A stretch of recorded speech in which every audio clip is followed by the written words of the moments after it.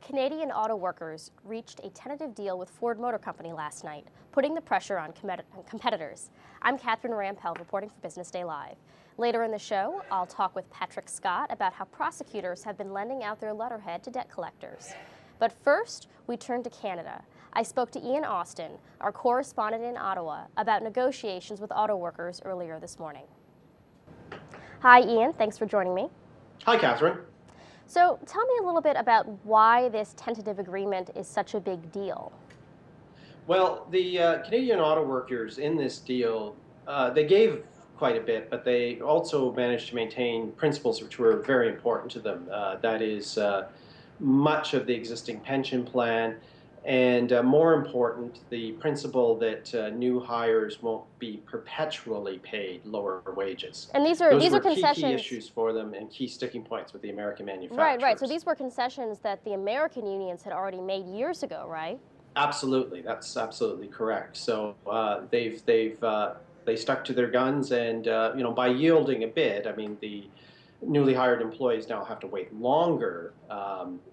4 more years longer to get full wages, but at least they'll get there. So why is it that the Canadian unions happen to have so much bargaining power, especially considering the economy is still not in great shape?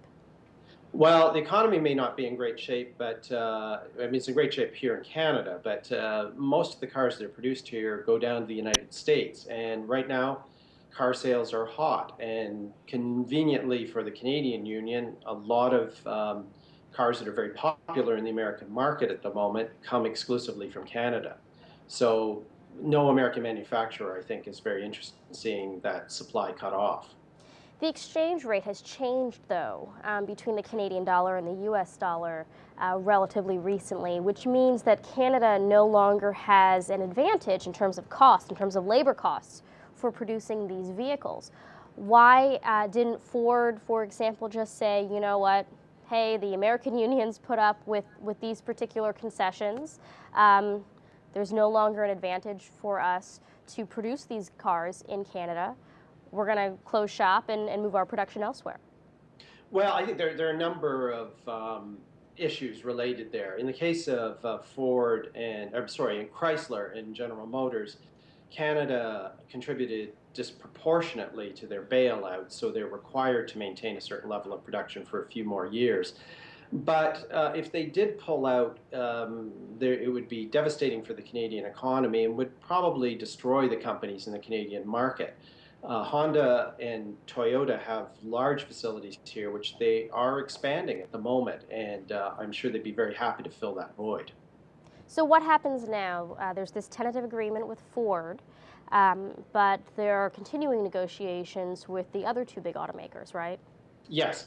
The union is adamant that its traditional approach to bargaining will be maintained, and that is it gets a deal with one company, and on the key points, things like pensions, wages, and so on, the other two companies buy in. It's called pattern bargaining. Last night, they extended the negotiations to allow Chrysler and General Motors to review the Ford contract. My sense from the union is that this afternoon we'll know whether or not those two companies are willing to accept the broad principles of the Ford agreement. If they don't, there'll likely be a strike within 24 hours. Okay, well, thanks very much, Ian, for joining me today.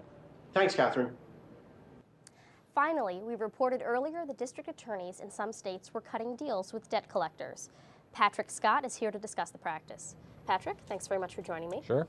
So tell me a little bit about how this works. How are these debt collection agencies teaming up with prosecutors to go after people who passed bad checks? Well, as our reporter Jessica Silver Greenberg had shown us, that we have documented there's more than 300 of these agreements around the country, and so the district attorney's office partner with these debt collection agencies. And the partnership allows them to then send letters on the letterhead of the district attorney's office. So the debt collection agencies send these letters out? Send them out to everybody in that district who has written a check that bounced.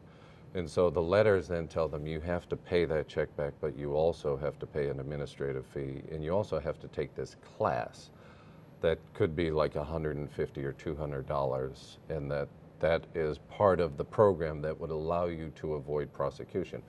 The trick on these things is that most of the time, these cases don't lead to prosecutions, even when people ignore the letters. So what are the prosecutors getting out of this? I mean, they're lending out their good name to these debt collection agencies Right. to make these threats that sound like they're very rarely carried through on. So what do the Correct. prosecutors get out of this? Well, in the big picture, they do believe that if people have written a check, that it's their obligation to make good on that. So the merchant first in most of these contracts has to notify the consumer that that the check has bounced, and then they give them a period of time. In some of the cases, it's only 10 days to let them pay the check back. If they don't, the letters go out. So the district attorneys argue that if you didn't pay your bill, that you're obligated to pay it. That's the first thing. And then they also get either annual fees from the merchants, or they get a cut from the classes. The prosecutors do. The prosecutors do, right. So And they what's- also have the goodwill of the merchants, who they help collect all this money over a period, and they're elected officials, the district attorney, so that can help too. So what's the deal with these classes? If I write a check and it bounces, I get this this threatening letter saying I have to take a class. What is the class supposed to Right. teach me? It's a disconnect with the class. And Okay. Jessica ends the story by quoting one of the victims, or one of the consumers, who, if the class is intended for people who intended to defraud the merchant by committing a crime, you would probably have a class that puts you on the straight and narrow Yeah, and tells a you that you rehabilitation shouldn't do type it. class, right? Right, but it's more of a finance and budgeting class. So Okay. it's a way for them to extract a lot of money from people who may not be able to afford these classes, or who really don't need the classes. And that's one of the criticisms, that the attorneys who are suing these debt collection firms are arguing that the debt collectors really don't have the authority to threaten prosecution, because none of these cases have been reviewed by a prosecutor to determine whether there was intentional fraud or it was just a budgeting mistake. So the classes are not mandated by the prosecutor, right? It's just the debt collection agencies saying, hey, we're trying to collect this money, and by the way, you have to enroll in our course, which is going to cost you $150, $180 or whatever. So it is. the letters definitely do give you the impression that if you don't pay the bill and also take the class, that you still could face up to a year in jail for this misdemeanor offense. So, what are is all this legal? I mean, it seems kind There's of been shady. court cases that have gone in each direction. Some have supported the people who have sued, the consumers who have sued. Some have not found fault in all of the areas that the lawyers have claimed against the debt collectors, but it's still being litigated in a big class action suit in California now.